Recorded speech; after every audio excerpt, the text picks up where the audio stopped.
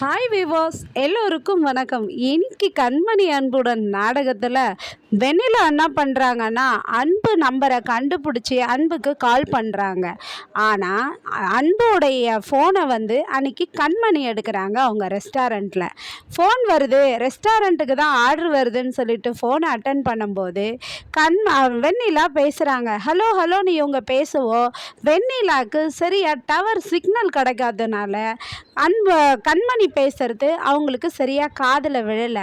Restaurant பேரும் சொல்கிறாங்க, அதுவும் அவங்க காதில் விழலைன்னவோ, இருங்க நான் கொஞ்ச நேரம் வெளியே வந்து பேசுகிறேன்னு சொல்லிட்டு கண்மணி வெளியே வராங்க.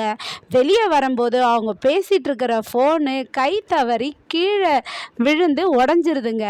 அந்த ஃபோன் உடஞ்சிருச்சே, ஐயோ என்ன பண்ணுவேன்னு முழிக்கும்போது அப்புறம் அன்பு வராரு. அந்த நேரத்தில் பார்த்தா உடஞ்ச ஃபோன் அன்போட ஃபோனு. உடனே அன்பு கத்துறாரு, ஏய் நீ என்ன நினச்சிட்டு இருக்க உன் மனசில்? என் ஃபோனை போட்டு இப்படி உடச்சி வச்சிருக்கிற, இது மாதிரி தண்ட செலவெல்லாம் எனக்கு வைக்கிற அப்படின்னு சொல்லிட்டு கத்துறாரு பயங்கரமாக அன்பு. அதுக்கப்புறம் கண்மணி, சாரிங்க, எனக்கு உங்களுதுன்னு தெரியாது, ஏதோ இங்கே ஆஃபீஸில் இருக்கிற ஃபோன் போல இருக்குது, ரெஸ்டாரண்ட்டுக்கு ஆர்டர் வருதுன்னு சொல்லிட்டு நான் அட்டன் பண்ணிட்டேன்றாங்க. நீ எப்போ பாரு இப்படி தான் பண்ணுற கண்மணி அப்படின்னு சொல்லிட்டு பயங்கரமாக திட்டுறாரு அன்பு. அதுக்கப்புறமா வெண்ணிலா என்ன பண்ணுறாங்கன்னா, அடைச்ச ஃபோன் போட்டால் திருப்பி ரீச்சே ஆகலையே, சிக்னல் வேற கிடைக்கலையே, ஏதோ ஒரு ரெஸ்டாரண்ட்டுன்னு சொன்னாங்க, அந்த ரெஸ்டாரண்ட் பேர் கூட சரியாக கேட்கலையே நமக்கு, அன்பு தான் எடுப்பாருன்னு பார்த்தா எவ்வளோ எடுத்து கெடுத்துட்டாலே அப்படின்னு சொல்கிறாங்க. சொல்லிட்டு என்ன பண்ணுறாங்கன்னா, உடனே விக்கின்றவருக்கு கால் பண்ணி, விக்கியா நீங்கன்னு சொல்லி கேட்டுட்டு, என் ஃப்ரெண்டு நிர்மலா தான் இந்த நம்பரை கொடுத்தா, எனக்கு ஒரு நம்பரை ட்ரேஸ் பண்ணோம் அப்படின்னு சொல்கிறாங்க. அதுக்கு அவர் கேட்குறாரு, நீங்கள் யாருன்னா, நான் நிர்மலாவுடைய கிளாஸ்மேட்டுன்றாங்க.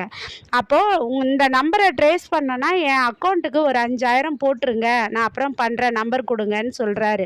உடனே இவங்க என்ன சொல்கிறாங்கன்னா, என்ன நீங்கள் இதுக்கெல்லாம் போய் காசு கேட்குறீங்க அப்படின்றாங்க வெண்ணிலா. அதுக்கு அவர் சொல்கிறாரு, அப்போனா நீங்களே கண்டுபிடிச்சிங்கன்னு சொல்லிட்டு ஃபோனை வைக்க போகிறாரு. இருங்க இருங்க, நான் நிர்மலாவுடைய ஃப்ரெண்டுன்னு சொல்கிறேன், நீங்கள் நம்ப மாட்டிங்களா அப்படின்னு சொல்லி கேட்குறாங்க வெண்ணிலா. அதுக்கு அவர் சொல்கிறாரு, வேலையை முடிச்சிட்ட பிறகு எனக்கு என்ன, நீங்கள் இழுத்து அடிச்சிங்கன்னா நான் போயிட்டு இந்த காசை அவகிட்டையா கேட்க முடியும் அப்படின்றாரு. உடனே வெண்ணிலா என்ன பண்ணுறாங்கன்னா, அவருடைய அக்கௌண்ட்டுக்கு 5000 போட்டுடுறாங்க. போட்ட பிறகு இன்னும் கொஞ்ச நேரம் வெயிட் பண்ணுங்கள், நான் இந்த நம்பர் ட்ரேஸ் பண்ணி சொல்கிறேன் அப்படின்றாரு. அது கரெக்டாக சொல்ல முடியுமான்னு கேட்குறாங்க வெண்ணிலா. துல்லியமாக சொல்ல முடியாது, ஆனால் எந்த டவரோட பக்கத்தில் இருக்கிறாருன்னு ஒரு குறிப்பாக நெருக்கமாக சொல்ல முடியும் அப்படின்னு சொல்லிட்டு சொல்கிறாரு.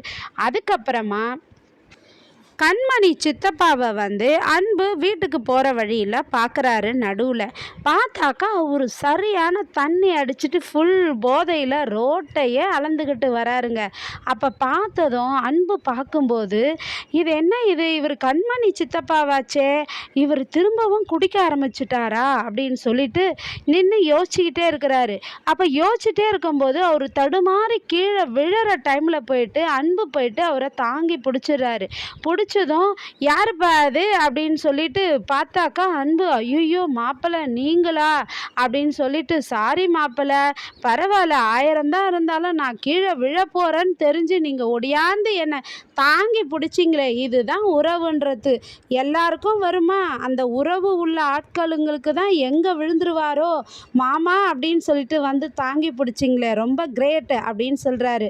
சரி உங்களை நான் வீட்டில் விட்டுடுறேன் வாங்கன்ட்டு வீடு வரையும் அன்பு அவரை கூட்டிகிட்டு வராரு. கூட்டிகிட்டு வாசலில் விட்டு நான் வீட்டுக்கு போகிறேன்றாரு. என்ன மாப்பிள்ளை, இவ்வளோ தூரம் நீங்கள் உள்ளே வராமலே போயிட்டீங்களே, உங்களை நான் விட மாட்டேன், நீங்கள் வீட்டுக்குள்ளே வாங்க அப்படின்னு சொல்லிட்டு அன்புவை வீட்டுக்குள்ளே கூப்பிட்டு போகிறாரு. கூப்பிட்டு போனதும் கண்மணி, அவங்க அம்மா, அவங்க சித்தி எல்லாம் பார்க்குறாங்க.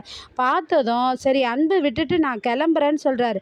அதெல்லாம் நீங்கள் கிளம்பக்கூடாது, சாப்பிட்டு தான் போகணுன்றாரு. உடனே கண்மணிக்கு வெறுப்பாகுது, என்ன இவர் சாப்பிட சொல்கிறாருன்ட்டு. அப்புறம் கண்மணியோடைய அம்மா என்ன சொல்கிறாங்கன்னா, கண்மணி வேறு வழியே இல்லடி, சாப்பிட்டு போட்டோண்டி, சாப்பாடு எடுத்து வைடின்றாங்க. உடனே அம்மா அப்படின்றாங்க, ப்ளீஸுடி வேறு வழியே கிடையாதுடின்றாங்க. அதுக்கப்புறம் சாப்பாடு எடுத்து வச்சு அன்பை உட்கார வச்சு சாப்பாடு போடுறாங்க. கண்மணியை போடுறாங்க. கண்மணி போடும்போது சிக்கன் குழம்பு எல்லாம் போடுறாங்க.